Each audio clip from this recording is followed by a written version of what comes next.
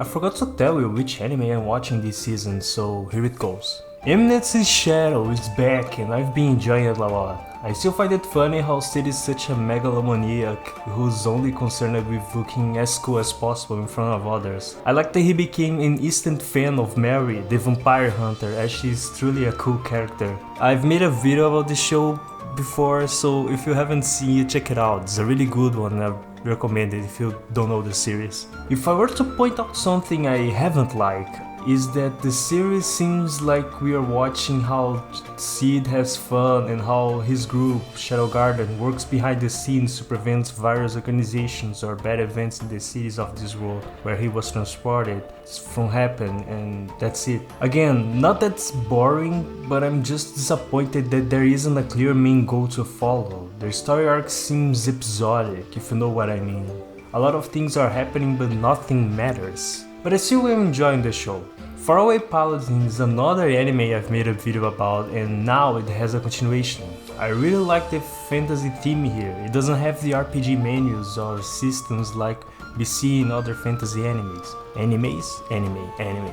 It's more rooted in the genre fundamentals. However, just like the previous one and other anime you see here, I feel that the story lacks a significant goal or central point for Will. For now we're just following the adventures of Will with Mano and seeing them explore more of this world. It's not something that ruins the story, just something I've noticed that many anime this season have in common. Faraway Paladin is great. If you're a fan of the fantasy genre, I recommend it nonetheless.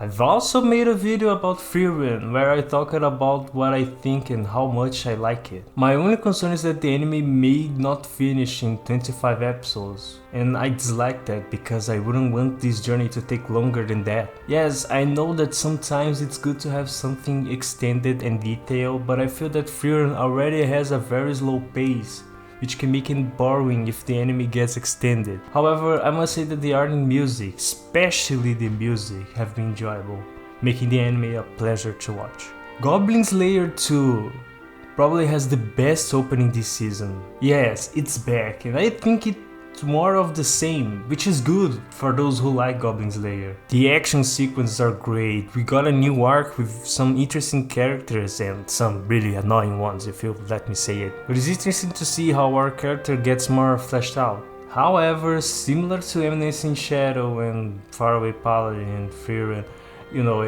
I feel it lacks a clear main goal, a greater cause to fight for, something that gives an anime a purpose to exist. And no, killing goblins does not count to saving the world. And I know the anime is not about saving the world, but it would be interesting if we could see some progress from the main characters, from his problem of killing goblins, if you know what I mean. If we could see him heal from this state, because I know being a Goblin Slayer is all about killing goblins, but maybe it could be about avoiding killing goblins, of his surpassing his trauma and improving himself. Honestly, this is the kind of main goal that I'm trying to approach. It doesn't need to be an event, but like a character development. And I feel like a lot of anime these seasons feel stale. Maybe it's just me, again, I'm a nitpicker for these ones, but hey, I'm just saying. I also miss the use of the D&D mechanics, which was an interesting system. It still exists, but it has been put aside compared to the first season. Nevertheless, I've been enjoying it.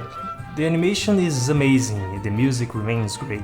I like how we're seeing more of the secondary characters as well. Girlfriend is terrible. If you want to know more about this anime, I made a video of why I hated it and when I started the channel, I think. The video is bad, but the opinion remains the same. Nothing in this show is good, the characters are awful, the story is terrible, and the decisions made by the protagonist and the girls from the harem make no sense whatsoever. It's as bad, if not worse, than Rent a Girlfriend in terms of plot. And yes, I am watching every week.